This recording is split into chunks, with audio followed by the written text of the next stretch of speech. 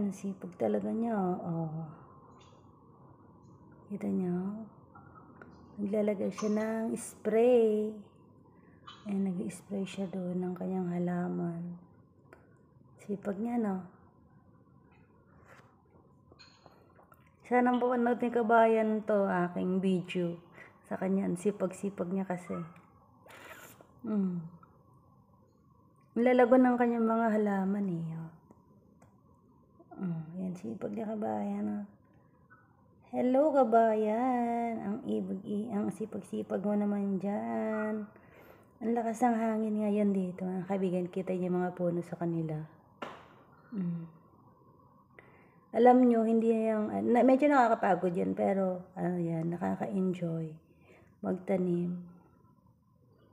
Ayan, nakakalibang yan. Pantanggal stress din yan. O, diba, lakas ang hangin doon. Medyo malamig kasi ngayon dito. Thank you guys for watching.